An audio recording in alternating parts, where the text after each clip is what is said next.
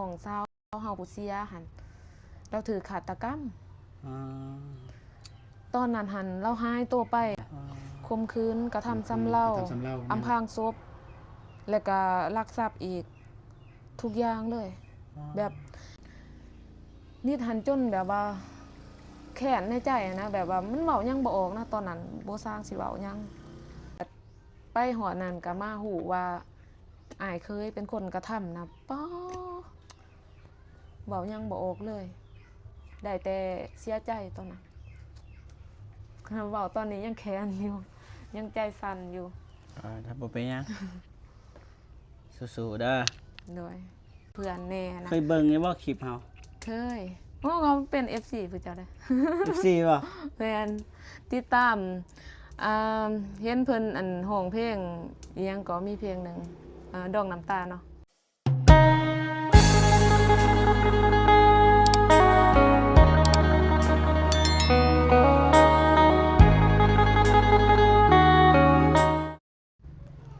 เปิดภาพมาพี่น้องเนาะกะ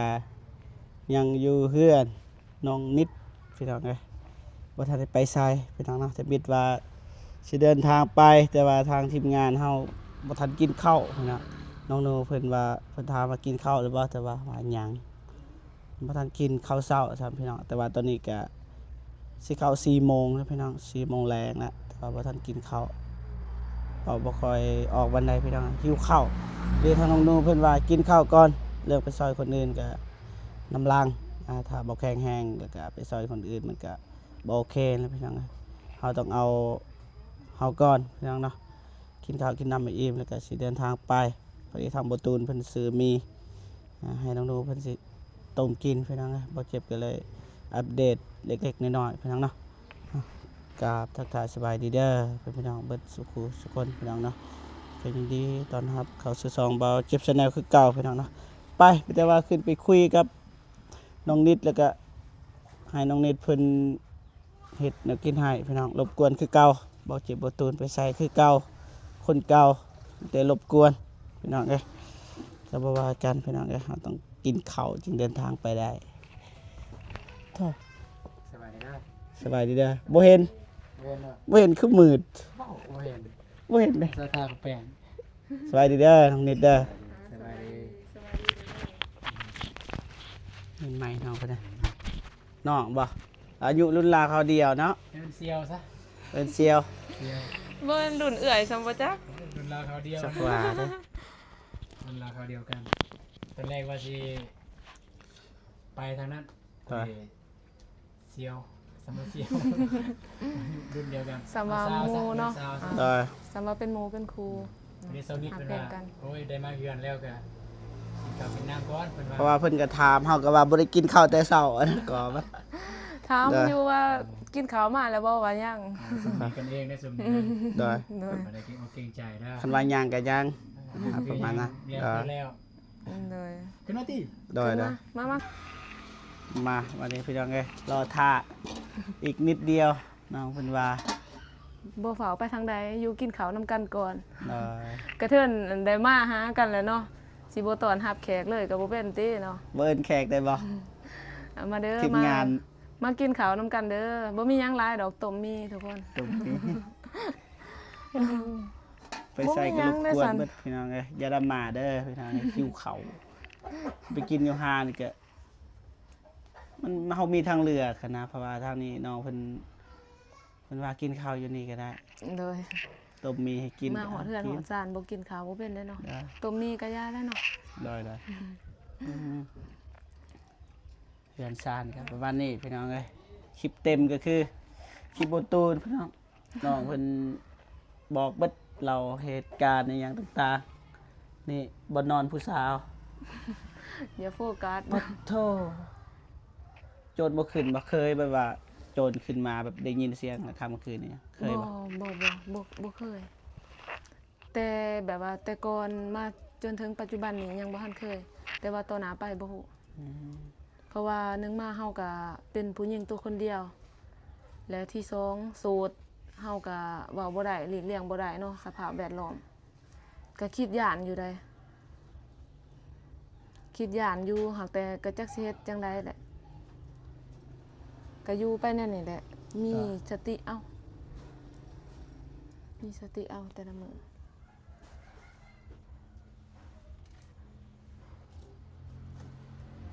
ไปไปแล้ว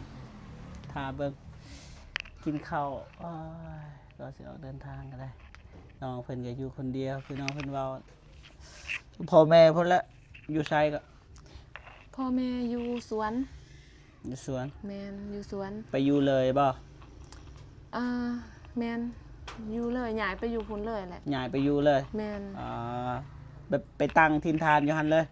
แมน ถ้ามีเงินอยู่หั่นก็สิเฮ็ดเฮือนอยู่หั่นเลย แมน แบบนั้นบ่ แมนแบบนั้นเลยก็เฮาก็อยู่นี่ก็พ่อใดว่าเที่ยวไปเฮ็ดเวียกเฮ็ดงานมันก็สะดวกแน่หั่นนะแต่ก่อนเฮาก็เฮ็ดเวียกอยู่นี่เด้เฮ็ดเวียกอยู่ในตัวเมืองนี่แหละ เวียกหยังก็ ตอนนั้นบ่ ขายกะแล่มขายไอติมนี่นะก็เป็นลูกน้องเขาหั่นแหละว่าซั่นซะก็เฮ็ดไป พอได้อยู่บ่ ก็เงินเดือนเริ่มต้นก็2 ล้านกีบ 2 ล้าน แม่น2 ล้านกีบแล้ว กินอยู่นำเขา บ่แหละเฮาเองนะ อ้าว เฮาเอ ก็ ง บ่เหลือหั่นแหละ บ่เหลือหยังวะเมื่อยอยู่แต่ก็จักเฮ็ดจังได๋บ่เฮ็ดอิหยังก็แฮงบ่มีกิน ได้ เฮ็ดไปจังซี่แหละ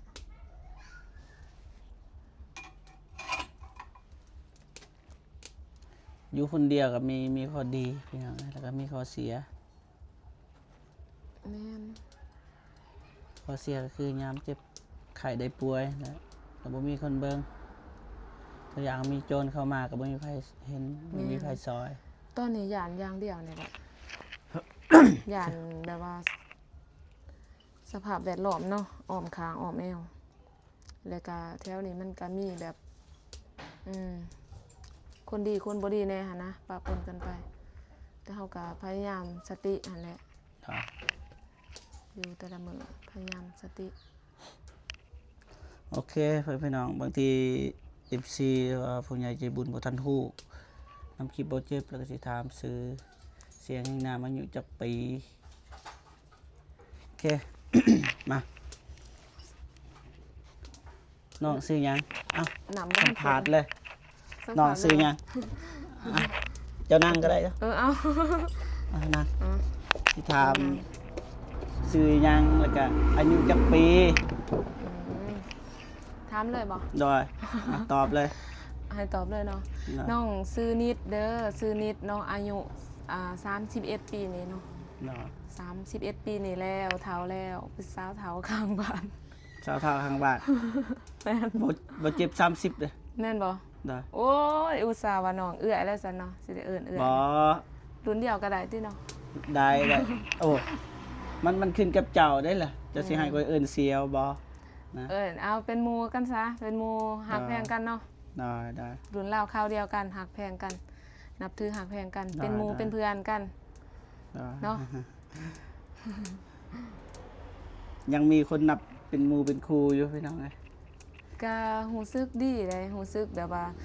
รู้สึกดีใจได้ที่ว่าเบาเจ็บกับเบาตูนมาหาน้องมื้อนี้ก็รู้สึกว่ามีเพื่อนแน่นะ เคยเบิ่งอยู่บ่คลิปเฮา เคยโอ้เขาเป็น FC ผู้เจ้าได้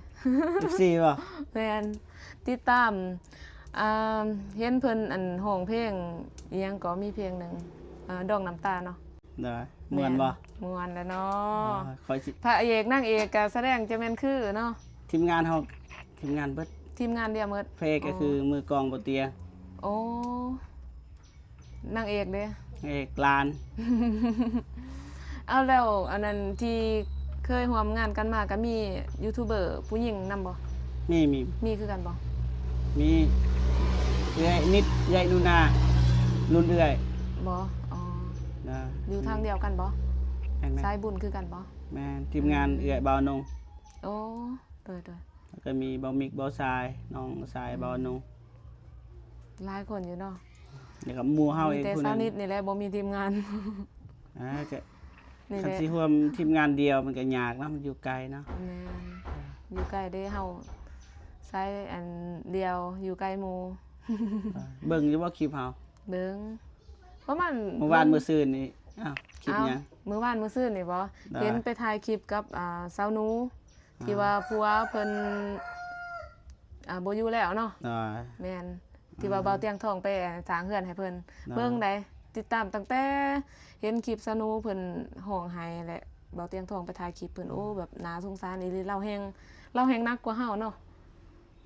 เบิ่งหั่นนะแบบว่านักย้อนหยังแบบว่าเรามีลูกนำเด้บัดนี้คือเฮาผัดบ่มีลูกมีเต้าก็บ่นักซ้ำเพิ่นว่าซั่นซะ ครับ ก็โอ้น่าเห็นใจเราหั่นก็เห็นอันเบาเจ็บไปถ่ายคลิปเราไปเสียหยาสวยเราเห็นนั่นแหละคันบ่เบิ่งก็บ่ฮู้แล้วเนาะได้เบิ่งหั่นแหละ เจ้าคิดแนวใดเจ้าเห็นในคลิปแบบนั้นเจ้าคิดแนวใด ก็คิดว่าคลิปนั้นมันน่าเบิ่ง อืม เสื้อแนวใดส่วนหัวแน่ส่วนให้เฮามีรอยยิ้มแน่เฮาเบิ่งแล้วเฮามีความสุขเฮาคิดแบบนั้น อ่า แม่นแต่บ่ฮู้ว่าคนอื่นคิดแบบใดบ่ฮู้แต่ในความรู้สึกของเฮาแบบคิด คน แบบนั้น คนอื่นก็คือ FC บางคนก็เข้าใจบางคนก็คือว่าเฮาไปล้มเลย แม่นบ่ ที่จริงก็บ่ได้ไปล้มก็เป็นน้องเป็นนุ่งนั่นแหละ ฮักแพงกันเนาะ ถ้าว่าเฮาเฮ็ดแนวใดก็ได้คลิปเฮานี่ให้เขาได้ยิ้ม อืมเฮาว่าดีเด้ อืม เฮาเบิ่งแล้วมันมีความสุขนำเด้ดีกว่าสิเศร้าตลอดเนาะ แม่ คือ เพราะ กั ว่าน ยามเช้าก็เช้าได้คลิปเฮา อืม ก็คือเวลาเฮาถ่ายคลิปอ่าช่วยเหลือเด็กน้อยบ่ก็เช้า อืม แต่ว่าเวลาเฮาได้ซอยคนก็ยังมาให้อีกเฮาบ่อยากให้ เนาะแม่ ตัวอย่างมาคอยซอยเฮ็ดเฮือนแล้วเบิดล่ะเจ้ายังมาเสียน้ำตามันบ่ได้แมันบ่ แม่น คอยคิดแบบนั้น แม่แหละ บ่ฮู้ว่าคิดถือคิดผิดถ้าผิดก็ขอโทษขออภัยหลาย ถูกแล้วถูกต้องแล้ว ๆแต่น้องบ่คิดว่าน้องก็เอาเสียวบ่คิดสิเอาสร้างครอบครัวบ่ ก็ คิด คิด อยู่วะ ได้แม่นตอนนั้นอายุ25ปีอยากสร้างครอบครัวได้แต่ว่ามันเป็นไปบ่ได้มันไปกันบ่ได้ว่าซั่นซะก็เลย ก็เคยมีคนล้มเนาะ เคยก่อนหน้าโอ้เนาะ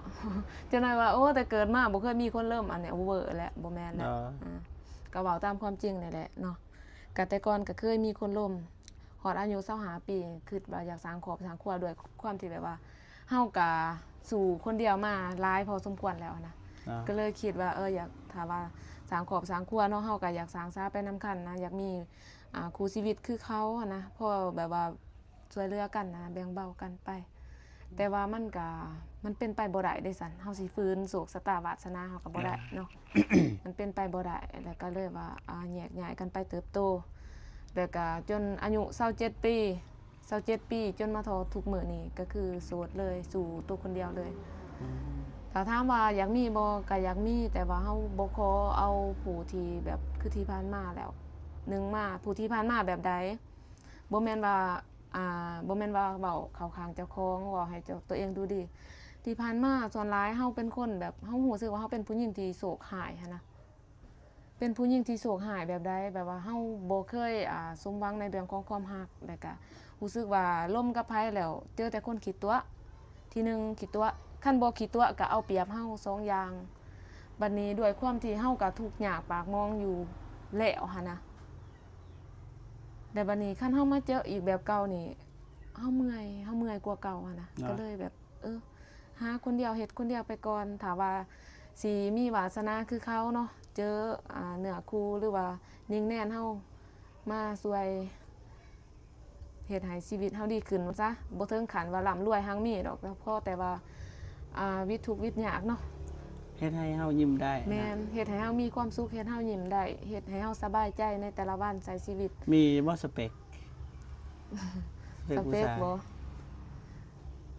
รูปร่างหน้าตานี่บ่หรือว่านิสัยใจคอ ว่าสเปคคูพางหน้าตานิสัยใจคอ มันก็รวมอยู่หั่นแหละ สเปคสำหรับรูปร่างหน้าตาก็บ่มีแต่ว่าเว้าเรื่องนิสัยใจคอเฮามักคนที่ว่าใจดี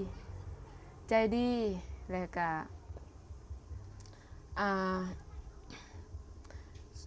สิว่าจังได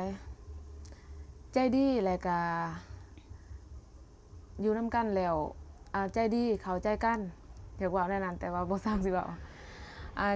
ใจดีเนาะแล้วก็อยู่นำกันแล้วเข้าใจกัน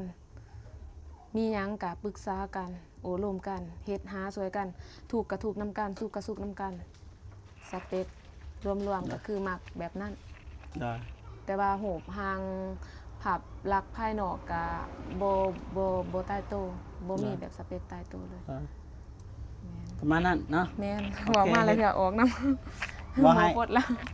บ่ให้เด้บ่ต้องให้เด้เสาทายเด้หยุดก่อนเด้อพี่น้องให้น้องเพิ่นให้ก่อนมาแล้วแฟกซื้อน้ำเย็น ได้อยู่นี่ ฮ้อน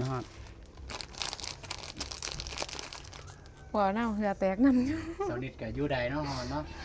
แต่มันลึงแล้วเนาะ เรื่องแล้วเด้อเว้านำเหือแตกนำอยู่เจ็ดเหือนำอยู่ฮ้อนเช็กกองฮ้อน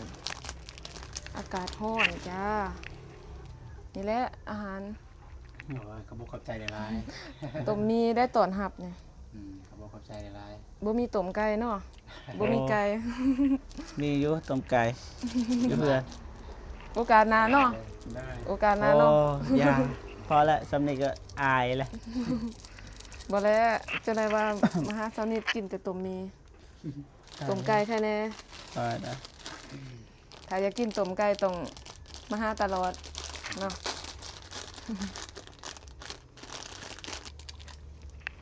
อืม กินไม่ได้ซอยเลยได้ บ่เป็นหยังเป็นแขกนั่งเบิ่งก่อนก็ได้ เสานิดสิถามว่าเฮ็ด YouTube คือน้องเฮ็ด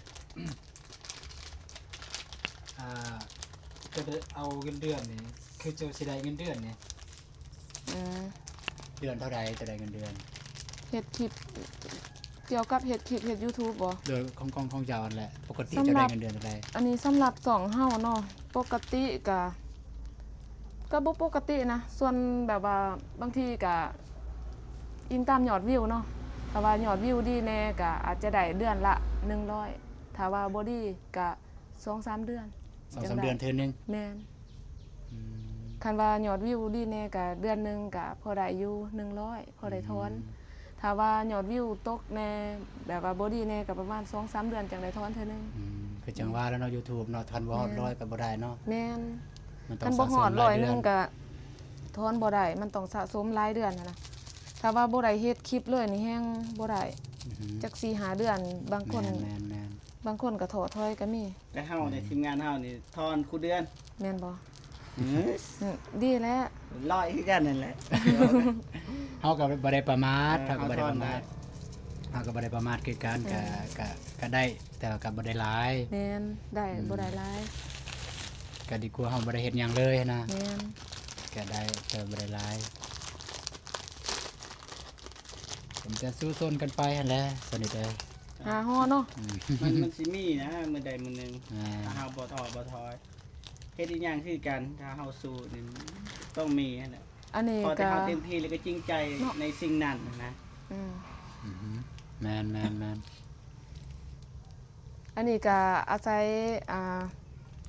บารมีของท่านผู้ชมเมื่อสุขุสุคน แม่นถามว่าบ่มี FC หรือว่าบ่มีท่านผู้ชมที่ว่าคอยช่วยเหลือซัพพอร์ตโดยการเบิ่งคลิปกดไลค์กดแชร์ให้เฮาก็บ่มีรายได้นะ แม่น คนเนาะก็อาศัยบารมีของทุกคนหั่นแหละเนาะ ช่วยเหลือ แล้วก็เฮ็ดจักปีแล้วนั่น YouTube เนี่ย YouTube บ่ก็เฮ็ดมาผู้ที่ขวบปีหนึง ปีหนึง แม่น โอ้เท่ากันแน่นอนกับประตูเนาะ แม่นบ่ เด้อ แต่ว่าสองบาตุ้มอาจจะไปก่อนสักนิดติ แม่นเฮาเนี่ยเพราะว่าไปนำบ่เตียง บารมีบ่เตียง แม่นไปนำบ่เตียงกับ FC บ่เตียงก็เฮาบ่ได้ประมาทเพิ่นติดตามเฮาเพิ่นมีตนสงสารเฮาเพิ่นก็ติดตามให้เฮา ได้ ไปนำเพิ่นคันบ่มีเพิ่นก็ฟืดคือกัน อืม คันสิเว้าในทีมงานแก FC ต้นเฮาหลายกว่า อืม ก็คือจังซี่เด้อนี่คลิปนี่เห็นบ่มันค้างอันนี้ก็ยังเบิ่งเด้อมี FC เซตใหม่เบิ่งเด้อบ่คลิปบ่งามก็อย่า เปิดไป FC ดีแล้ว แม่นเบิ่งซอยนะ FC เขาเบิ่งซอย อืม เพราะว่าเขาเห็นเฮาเฮ็ดดีเขาก็สนับสนุน อืม แม่นอยู่เฮาเว้าบ่ม่วนเฮาเว้าหยังเขาว่าก็สิเปิดไว้แล้วก็แล่นหนี้ เฮ็ดเวียกแล้วก็ปะโทรศัพท์อยู่หั่นแหละอันนั้นแหละเรียบร้อยแล้ว เรียบร้อยตรง จะสิ นี้ เฮ็ดแบบใดถ้วยเดียวเลยบ่ แบบบุฟเฟ่ต์เลย บุฟเฟ่ต์ บ่ได้ใส่สวยได้บ่ได้ใส่ถ้วยได้ ได้ ใส่ซ้ ปัจจัยใส่ อะไรก็ได้ ำ กินน้ำกัน3คนเนาะ ได้ สามัคคีกันสามัคคีคือพลัง ครับผมคือว่าเป็น อายเลยบ่จึงบ่ตูน คืออย่างประตูนเว้าหั่นแหละตอนนี้กันหาฟังแต่เสียงเว้าฟังแต่เสียงเว้าแล้วก็เบิ่งแต่ในคลิปแล้วเพิ่นถ่ายอยู่ป่าเนาะคือคนแบบบ่ได้คิดหยังหลาย อืม คนมีความสุข อันบ่ได้มาเบิ่งตัวจริงจังซี่แหละมันบ่เห็นตัวจริงมาตัวเมื่อกี้จนแบบแม่นบ่วะแต่ก็เป็นมันว่า เพราะว่า เพิ่นว่าบ่ตูนมีได้ก็บ่ได้มี เฮาอยู่หลายคนนั่นนะเนาะ อยู่หลายคนก็ม่วน เอาอยู่หลายคนเนี่ยแต่ว่าเพิ่นอยู่ผู้เดียว อยู่คนเดียวมันก็บ่อยากนี่มาเดี๋ยวเราได้นี่ แล้วล่ะ แม่น ได้ ตัวมีบ่มีหยังเด้ตัวมีก็กินน้ำกัน ขอ เนาะ โทษหลายๆเด้อที่รบกวน อ๋อบ่เป็นหยัง ขออนุญาตทางนี้ขออนุญาต ได้นะเรียบร้อยเด้อพี่น้องเด้อ เรียบร้อยแล้ว อู้หอมกรุบ นี่แหละมาติ ได้บ่ตูนมา โอเคโอเค มา โอเคครับพี่น้อง เป็นน้อย มา เด้อ มากินตัวมีน้ำกันทุกคน โอ้เจ็บดัง ขอบคุณหลายๆเด้อ มื้อนี้พิเศษเนาะมีผู้บ่าวมากินตัวมีนํอยู่เฮือน โอ้ตัวจังสารบ่ว่าจังสาร เอาแท้ได้ แต่ละมื้อกินข้าวคนเดียวได้นี่ แนะนำอันนี้ก็คือจะรู้จักดีป่ะบ่ตูน บาตูนยู ติ ทู ด บเบอร์ ตาม FC แม่น ทางเฮาจะก็ติดตามแมันบ่ แม่นติดตาม ฉะนั้นสิเบิ่งในโทร ติด ศัพท์ ตามเบาเจ็บเป็นนักร้องเด้อ โอ้ย ยอดวิวดีแล้ ยอดวิวดีป่ะ แม่น หลั นั ก ก ร้ ร้อ อง ย เสียงมวล หลัก บ่ ร้อย แล้วเนาะหลักหมื่นพุ่นแล้วเนาะ เด้อ หลักหมื่น ไป หลักแสน พี่น้อง พุ่นแล้ว กินข้าวก่อนเด้อ อันนี้บ่ทาได้ทาง สิทายเป็นช่วงเฮาน้องให้กินข้าวก่อนคันทายตอนกินมันสิบ่แซ่บพี่น้องบ่แม่นอันอื่นแล้ว มันสิบ่มันสิบ่กล้ากิน เองมีแบบนั่นนะพี่น้องนะโอเคพี่น้องครับ พอดีเอ็มเลย ถึงหอน อิ่มป่ะ เอ็ม ถึงแสบถึงหอน ฮ้อนป่ะ หอน มีป่ะแนวแก่ พัดลม ไม่ได้นะ พัดลมมาแล้ว ใส่ได้ป่ะ ได้ ได้ อากาศมันคือหูแล้ว ได้ เอาให้ได้ คือหูแล้วพี่น้องเลย กันเอง ใกล้ๆสวรรณเขต แม่นอากาศทางเซ เปิด โก พัด ง ลมในเสียง ประมาณนี้ เสียงใหม่ไปอย่างดีเด้อ เชียงใหม่ป่ะเปิดเบาๆเปิดกี่ไก่ก็ได้รบกวนเบิด บ่เป็นหยังหมู่เพื่อนมาหาเนาะโดนๆเถอะ มันเทื่อยังครั้งแรกนี่ พัดลมก็แบบนี้แหละ เว้าใหม่บ่โดนๆเถื่อครั้งแรกที่ได้เห็น ครั้งแรก อ้าว ก็ไม่คือ ธรรมดาแล้วเนาะหมู่มาหาเด้ เข้าใจ ครั้งแรก บอตุนเข้าใจว่าสนิทจะแบบความหมายของสนิทคือโดนเทื่อหมูมาหาคือแบบ แม่น มีคนมาหา แม่น อ่า บ่สร้างสิเว้าหั่นนะ โอ้บ่แม่นโดนเทื่อเซียวมาหาบ่แม่นเด้ออันนี้หมู่คำว่าหมู่คือ คน ทุกคนเลย ทุกคนแม่น ทุกคนแต่ นี่ ว่า อยากเว้าแบบนั้นแหละแต่ว่าบ่เป็นคะแนนมีผู้ช่วย เป็นมาแบบนั้นเป็นสนิทนะ โดย บ่เปิดก็ได้ บ่ บ่เปิดผัดว่าหอนเนาะ เดี๋ยวบอตุนเอาผู้เดียวก็ได้ นะ มันรบกวนหน่อย แต่รบกวน ยันนี่แหละมา อ๋อเสียง ได้ ใหม่ เยอะเดี๋ยวบอตุน ได้ปะ เอาผู้เดียวก็ได้ ได้อยู่ประตูนเอาผู้เดียว นะยังไงก็ประมาณนี้ถ้าบ่มีอย่างไรเดี๋ยวจะหน่อยก็สิเดินทางไปแล้วมากินข้าวกันเด้อ ทางไปหาผู้ที่สนิทอยากให้ไปหา โดย เราจะไปเบิ่งเนี่ยประมาณใดนะ ตามที่ทีมงานเฮาก็อาศัยประสบการณ์จะเคยไปถ่ายเนาะก็ไปเบิ่งประมาณใด เฮาก็เดินทางไม่ได้สอเด้แต่ว่าบ่เจ็บขับรถซา แม่นบ่ แม่น สงสัยแวน้ำทาง บ่ แวไซแน่ บ่ได้แบบมาผีเลย นั่นเนาะ มาผีเลยแล้วก็ขับซ่าๆนะแบบบ่ได้ไว แบบบ่ฝ่าวเนาะแบบชิวๆเนาะ ที่ว่าบ่แวเฮาจะว่าเฮาได้ทักทายคนอยู่ อืม บางทายคนรู้จักก็ยังเที่ยวเฮ็ดหันแหละคนรถพังรถเพยัง โดย โดย จอดตาม แล้วก็ แต่บ่ได้ถ่ายคลิป แวหันหมู่เจ้าแต่ว่าหมู่เจ้าบ่อยู่นะ แวหันเซี่ยว โดย เห็นอยู่เป็นแชร์คลิปเป็นสอนิท บ่ เสียวอยู่ห้องไร่ ผู้ใด ไร่ทิศ ไล่ทิศโอ้ไล่ทิศบ่ งานนะ โดย ม ประมาณนี้ไปแต่ว่ากินก่อนคุบกินก่อนพี่น้องนะแล้วก็สิเดินทาง กิน ไป ยังบ่ทันเบิดกินต่อ โอเค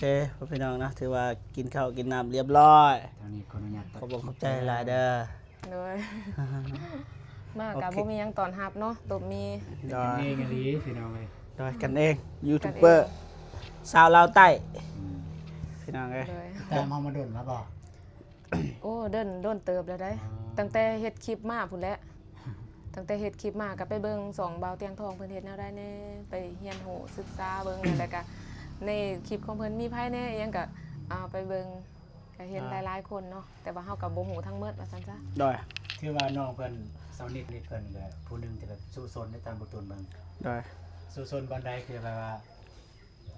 น่าจะเคยลองทุกทางแล้ว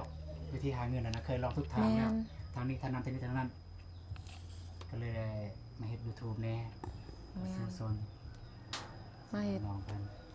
แม่น ตามความ ก็ เป็นแล้ว กำลังเริ่มมาทางนี้ก็บ่ฮู้ว่ามาถือทางหรือบ่แต่ก็ลองเบิ่งก่อนเนาะบ่ลองเฮาก็บ่ฮู้ ยูทูบเบอร์มันก็ยากขึ้นแล้วบางทีบ่ฮู้ว่าเฮาสิอยู่ได้จักมื้อจักวันนะพี่น้องเอ้ย แม่นเมียนก่อนบ่นี่ เมียนก่อนบ่ เมียนก่อนก็ได้ เมียนก่อนซะเนาะ ได้ จะได้ว่าบ่งาม ได้ได้ เมียนก่อนก็ได้ เรียบร้อยพี่น้องเอ้ยเมียนเรียบร้อย แต่ว่าเฮายังคลองใจตัวนี้บ่ตูน คือได้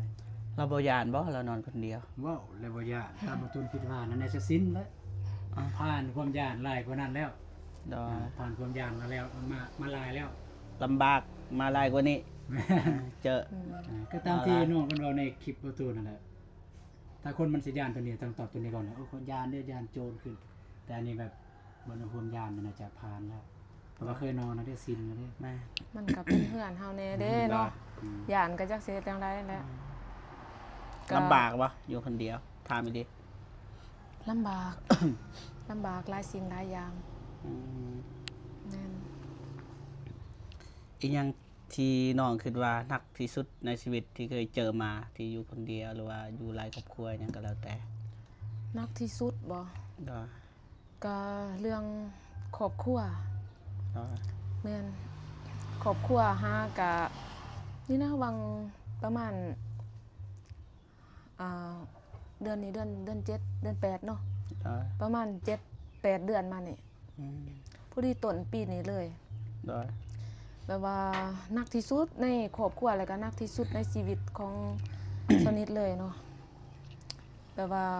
น้องสนิทนี่เสียชีวิตไปแบบกระทันหันทุกคนก็มันเป็นเหตุที่ว่าบ่คาดคิดอะนะอันนี้คือหนักที่สุดในครอบครัวเลย แบบว่าคนในครอบครัวเฮ็ดกันเองแบบนี้นะก็เลยว่า โอ้แต่เกิดมาเฮาก็บ่เคย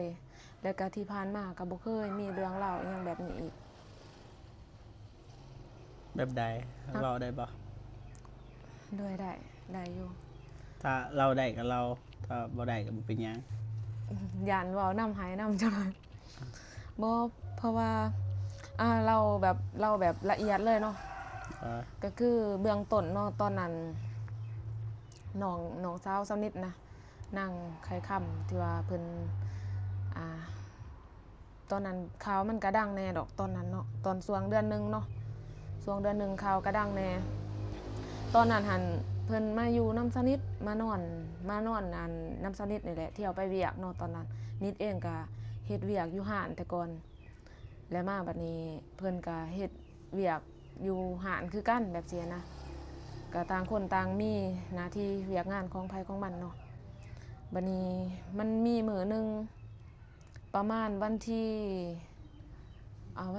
30เดือนธันวาปี2025ถ่ายเดือนถ่ายปีกายนี่แล้วก็ต้นเดือนปีนี้มื้อนั้นหันวันที่30หันบ่เห็นเพิ่นมาบัดนี้นิดก็เลยว่าโทรหาเพิ่นแล้วบัดนี้โทรหาผัดบ่ได้แล้วบัดนี้ก็คิดว่า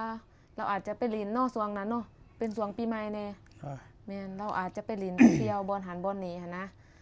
ก็เลยว่าบ่ได้ใส่ใจอีหยังหลายคิดว่าบัดแล้วเราก็น่าจะมานะบัดนี้มื้อวันที่31ก็ยังบ่เห็นเราอีกบัดนี้บ่เห็นเรามาแล้วบัดนี้ก็เลยโทรถามบอน เพิ่นเฮ็ดเวียกหั่นว่าอันเห็นน้องเราไปเวียกบ่เห็นเรามาเฮือนมาซ่านอิหยังอะนะบัดนี้ทางนั้นเลยว่าบ่เห็นเด้อเพิ่นไปไสเอื้อยบ่ฮู้บ่นิดก็เลยว่าให้เราไปไสสันบ่ฮู้โทรหาก็บ่ได้ผู้นี้บัดนี้ก็เลยว่ารอท่าอีกก่อนถ้าว่าบ่เห็นอีกมื้อนี้มื้ออื่นนี่สิได้ไปแจ้งเจ้าหน้าที่แท้ๆว่ามาก็รอท่าอีกจนวันที่1เดือน1ในช่วงปีใหม่ก็เลยได้ไปหาเจ้าหน้าที่เพิ่นแจ้งความเนาะแจ้งความว่าคนหายตอนนั้นนิดเองก็บ่ฮู้สิตามทางใดคันว่าหมู่พวกเพิ่นอีหยังก็หาหมดหาแบบว่าถามทุกคนนะผู้ที่เป็นหมู่ครูอีหยังพรรคพวกเพิ่นถามหมดก็ว่าบ่มีไผฮู้บ่มีไผเห็นบ่ได้ไปนำไผก็เลยว่าไปแจ้งความหาคนหายบัดนี้ทางเจ้าหน้าที่ก็ดำเนินการเนาะดำเนินเวียกงานเพิ่นนั่นแหละจนมาฮอดวันที่6ผ่านมาหา6มื้อเนาะจังว่าสืบได้เนาะว่าคนในครอบครัวเฮาเองที่แรกหันนิดก็ยังบ่น่าเชื่อได้แบบตอนนั้นนิดเองก็แม่นอยู่ว่าเฮาเฮ็ดคลิปเฮ็ด YouTube อีหยังหันนะแต่ว่าเฮาก็ตกสะเง้อหันนะตกสะเง้อแบบบ่มีกระจิตกระใจแบบอีหยังเลยแบบว่าตอนนั้นตั้งสมาธิก็บ่ได้หันนะแบบว่าคันสิเว้าแล้วก็บ่มีสติบ่มีสมาธิหั่นแหละก็เลยบ่ได้เฮ็ดคลิปอัปเดตอีหยังก็มีแต่ส่องอื่นเขาจะออกข่าวออกคลิปอีหยัง น้องเว้าได้บ่ข่าวแบบใด ข่าวก็คือน้องสาวเฮาผู้เสียหั่นเราถือฆาตกรรม อ๋อ ตอนนั้นหั่นเราหายตัวไป โอ้ตามที่ได้ยินเราเนี่ยแม่นข่าวดังๆตอนนั้นแม่นบ่ โอ้ช่วงอันนี้บ่ แม่น อ๋อ น้องยังแล้วตกขายโทรศัพท์ แม่น อ๋อ ขายโทรศัพท์ ข่าวฆาตกรรมเนี่ยแบบข่มขืนสำเล่าสำเล่าบ่ อ่า อำ แม่ พราง น อำพรางศพ แม่น ตอนนั้น ข่มขืนกระทำซ้ำเล่า กระทำซ้ำเล่า อำพรางศพ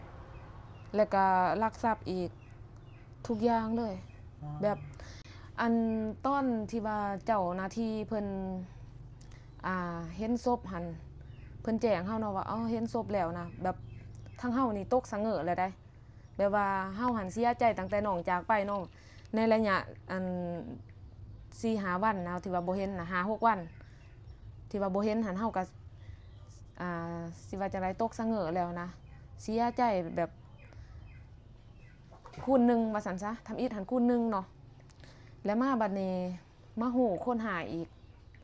ว่าเป็นคนในครอบครัวว่าเป็นอ้ายเคยคูณ2ไปอีกแบบป๊อโคตรนิดหันจนแบบว่าแค้นในใจนะแบบว่ามันเว้ายังบ่ออกนะตอนนั้นบ่สร้างสิเว้ายังบ่ออกเลย คนในครอบครัวแบบว่าพ่อแม่ก็จนแบบคิดเห็นภาพตอนนั้นก็แบบว่าอยากให้นะตอนนี้ก็อยากให้เนาะนั่นแหละคือแบบหนักสุดพ่อแม่ก็จนรับบ่ได้นะที่ผ่านมาหั่นไอ้เคยเราก็ดีอยู่ดอกแต่ว่าก็บ่คิดว่าเราสิเฮ็ดแบบนี้กับคนในครอบครัวนะบัดนี้คือนางนี่ก็บ่แม่นสิมีเรื่องผิดเรื่องอีหยังบ่มีผิดมีภัยกับไผน้องสาวของสนิทเป็นคนดีคนหูผู้ดีก็ เฮาบ่ฮู้ได้ว่าเป็นน้องเจ้าได้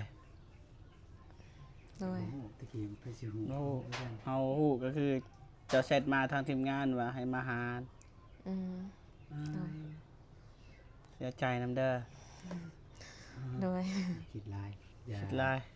อย่าจมปักกับคนที่จากไป โดย ต้องใส่ใจ จงใส่ใจกับคนที่ยังอยู่ โดยแม่น เอาแหงที่เหลือสู้ต่อไป โดย ประมาณนั้น ยังว่า ตอนนั้นเนาะไปอันนั้นเจ้าหน้าที่โทรถามว่าโทรบอกว่าเห็นศพแล้วเด้อ ที่แรกหันเจ้าหน้าที่เพิ่นก็เอาคนในครอบครัวนี่แหละไปให้ปากความก่อนเนาะสืบสวนสอบสวนอีหยังนะบัดนี้ก็พี่อ้ายหันก็ได้ไปนำหันนะบัดนี้บัดเพิ่นไปผัดถือกักโตหันนะบัดนี้คือเฮาผัดบ่ฮู้เนาะว่าเพิ่นถือกักโตเรื่องอีหยังหันนะทำอีหันบ่ฮู้มาบัดนี้จนเจ้าหน้าที่มาแจ้งว่าเห็นศพน้องสาวแล้วเด้อให้มารับศพอยู่หันอยู่นี่นิดหันจนแบบว่าทางเว้านำหายนำนะตอนนั้นโอ้สภาพครอบครัวแบบว่าทุกอย่างแบบว่าจักสิว่าจังไดแบบแตกสลายหมดหั่นนะก็เลยว่าไปรับศพน้องมาบัดนี้ ไปหอนั้นก็มาหูว่าอ้ายเคยเป็นคนกระทำนะป้อเว้ายังบ่ออกเลย ได้แต่เสียใจตอนนั้นเว้าตอนนี้ยังแค้นอยู่ ยังใจสั่นอยู่ ถ้าบ่เป็นหยัง สู้ๆเด้อ โดย เฮาก็บ่ฮู้ว่าเป็นน้องนะ แม่นเราก็จากไปได้โดนแล้วเดี๋ยวนี้ก็ในสภาพครอบครัวก็เริ่มแบบว่าตอนนั้นแรกๆหันก็บ่มีไผทำใจได้ดอกเนาะเรื่องแบบนี้เนาะบ่เกิดกับไผก็บ่ฮู้หันนะแต่พอแบบว่าหลังๆมาประมาณ 4-5 เดือนก็เฮาก็พยายามเฮ็ดให้จิตใจเข้มแข็งขึ้นหั้นนะก็ถือว่าอยู่ได้ทุกมื้อนี้ก็โอเคอยู่นั่นแหละสิ่งที่เฮ็ดให้แบบว่าสิ่งที่อิหยังก็บ่ทราบสิว่า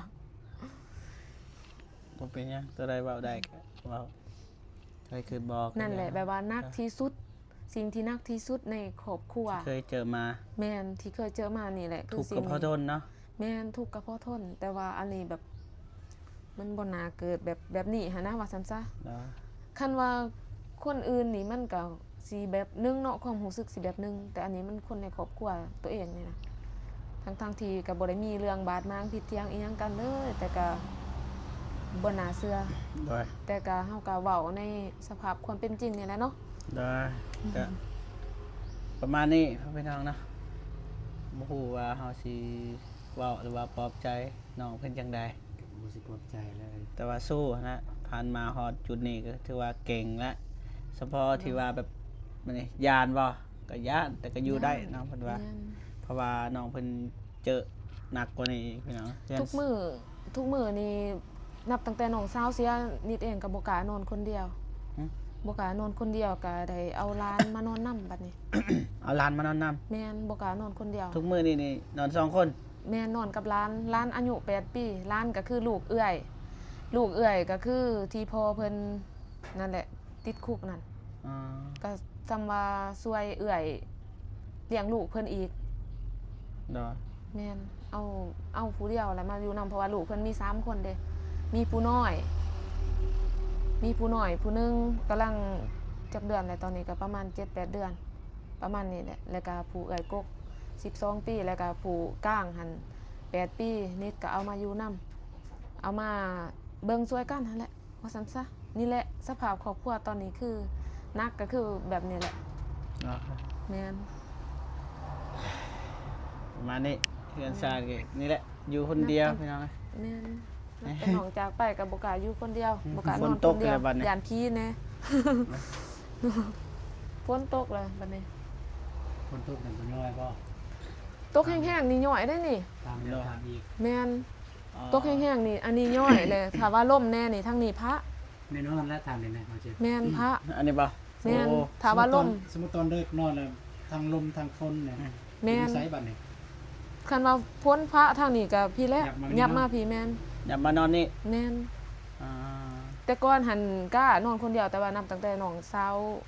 จากไปเฮาก็บ่กล้าเนาะมันก็เป็นเสียแบบนี้อีกหันนะเนาะ ดอ เสียแบบเป็นแบบนี้ค่ะ เข้าใจอยู่แบบว่า อืม แต่บ่เซิงคันว่าญาติน้องสาว แม่น แต่ด้วยคนว่านอนผู้เดียวกับญาติคนอื่นนํ แม่น โดยเฉพาะกับคนนั่นแหละ แม่น แต่ว่าง่ายๆคือหาครอบครัวให้ได้ไวที่สุดแล้วไอ้ลีแม่นบ่ประตูน ก็อยากอาจจะ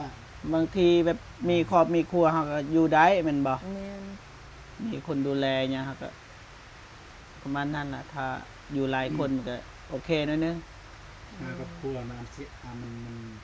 สิว่าเรื่องหากับครัวอันนั้นอาจจะมันสิยากเพราะว่ามันมีหยัง แม่น แต่ถ้า มีคนนั้นก็ถ้ามีเงินก็ซ่อมแซมเฮือนให้มันดี แม่น ซ่อมแซมเฮือนให้มันดี หาเงินให้มันดีแล้วก็ อืม หาเงินแล้วก็มาเฮ็ดนี่คือจังซี่ทางนี้มันก็เข้าได้นี่ทางนี้นี่ ไปซ่อมแซมแต่อย่ามาซ่อมแซมแบบร่างเก่านี่เลยซ่อมแซมเอาซำมันดี อืม โอเคเด้อเนาะ แม่นซ่อมแซมตัวอย่างว่าจำแบบบ่สามารถเฮ็ดให้คนอื่นเข้าได้ถ้าซ้ำซาเขาสิเข้าได้เฮาโทรหาคนอื่นได้แล้ว หาคนช่วยเหลือได้แล้ว โดยเฮาก็ฮ้องเท่านี้ก็หมู่ซอยเฮาได้แล้วถ้าคือจังซี่นี่หมู่ขึ้นแล้วเจ้ารับแล้วเลยเด้อนี่ แม่ นี่คือจังสี่นี่คือ เพิ่งพ่อเพิ่งแม่เพิ่งพี่เพิ่งน้องก็ต่างคนก็ต่างบ่มีหั่นนะ อ๋อ ก็ต้องได้สู้เนี่ยสู้ไปนี่นะ เฮ็ดจังได๋ บ่เก่งก็อยู่บ่ได้เนาะ เก่งละเสือละแต่ว่าอยากให้เก่งกว่านี้ก็คือหาเงินอีกมาซ่อมแซมเพื่อนอีกเด้อ อ่า แบบ ขอ กัน ให้ ไว้นะ ขอให้เฮ็ดได้แหละ เด้อ ขอให้ตัวเองเฮ็ดได้ ขอให้ถ่าย ปรถน YouTube อยู่ ก็ปัง อืม ๆเด้อคลิปหลักล้านก็สิได้เฮ็ดอยู่ อ่า หลักร้อยหลักพันก็ยากอยู่พี่น้อง อืม บ่ได้นั่นแหละคือรายได้เท่าไรก็เดือนหนึง เดือนหนึงคันว่าได้รายได้แบบว่าดีแน่สูงแน่ก็สิได้อยู่ ตอนสูงเลย ตอนสูงบ่ก็สิ ได้ ได้อยู่100กว่า100กว่าเหรียญหั่นนะ ได้ แม่นตอนสูงเนาะแต่มันก็บ่ได้ทุกเดือนบัดนี้มันก็อิงตามบางเดือนยอดวิวดีก็ได้บางเดือนยอดวิวบ่ดีก็บางที 2-3 เดือนจังได้ทอนใน100นึงหั่นก็มี 3 เดือนจังได้100 แม่น อืม แบบนั้นก็มี ประมาณนั้นไปวันนี้พี่น้องเอ้ยมันสิยืดมันสิยาวแล้ว ฝนก็เริ่ม นะ ตก จังได้ก็ขอบอกขอบใจหลายๆเด้อ เลยก็ขอบใจทั้งเบาเจ็บแล้วก็เบา เด้อ ใช่ มารบกวนพี่น้องเอ้ย เลย ประมาณนี้พี่น้อง ขอบ เอ้ย ใจที่มาเยี่ยมมายามกันเนาะก็บ่มีหยังให้ได้ ได้อ๋อได้แล้วพี่น้องเอ้ย จะได้กับ โอเคพี่น้องเนาะทางเบาเจ็บก็ขออนุญาตจบคลิปก่อนเด้อพี่น้องเด้อเป็นได้ก็ขอบอกขอบใจขอบคุญกับคุณสีทุกท่านที่เข้ามาให้กำลังใจ